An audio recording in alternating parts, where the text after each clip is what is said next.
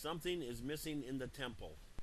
Jews unanimously acknowledge that 5 things were wanting in the second temple, which were found in the first, namely, number 1, the ark; 2, the Holy Spirit of prophecy; 3, the Urim and the Thummim; 4, the sacred fire that came down from heaven; and 5, the Shekinah, the presence of God. All these ingredients were essential to the temple only if it was to be designated as holy. Taken separately, each of the 5 ingredients represented the presence in one form of another of God. The ark held the elements of resurrection power, budding rod, the covenant promise, the tablets, and the provision of God, manna. Above the ark was the mercy seat, where God accepted or rejected the blood sacrifices. He was the one who designed it and caused it to be placed in the Holy of Holies. It was this place where atonement was made and where deliverance was garnered. The Holy Spirit of prophecy was absent as well. The consequences of not hearing a prophetic word during the years between Ezekiel and Jesus wreaked havoc with the spiritual life of those worshiping there. Urim and Thummim was worn on the breastplate of the high priest. Not made with man's hands, it represented the guidance and direction essential in major decisions for the nation. In other words, the lights went out over Israel. The sacred fire, that which consumed the sacrifices and was present with Moses and Aaron at the beginning and reaffirmed in Solomon's temple, did not manifest in the second or substitute temple.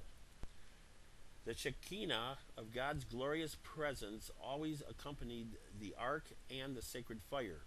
But when Ezekiel saw the withdrawal from the earthly temple to the heavenly one, that presence was absent from that moment on. It was to this temple that Jesus strode. Legalism had taken the place of the glory. Man's customs, ways, and definitions had found their way to the forefront. Leadership and people worshipped as if the missing elements made no difference. Sacrifices, offerings, and judgments were made with no divine intervention. The necessity for Jesus to take charge and cleanse it was of tremendous importance, but because of the missing elements, not once did he declare its restoration, its renewal, or revival. Were the missing ingredients ever to be restored? Yes. All the ingredients were placed in the temple of the heart. Jesus' work established the temple not made with man's hand in the heavenlies and in the inward spirit of his people. However, the modern church is a different matter. It smacks of parallelism to the second temple.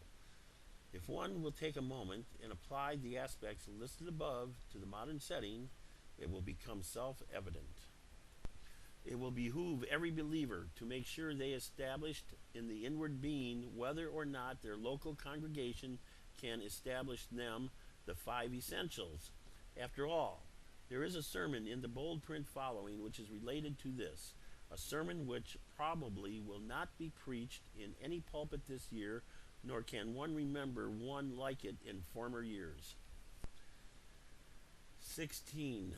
Do you not know that you are the temple of God and that the Spirit of God dwells in you? 17. If anyone defiles the temple of God, God will destroy him. For the temple of God is holy, which temple you are. 1 Corinthians chapter 3, verses 16 and 17. The end. Something is missing in the temple.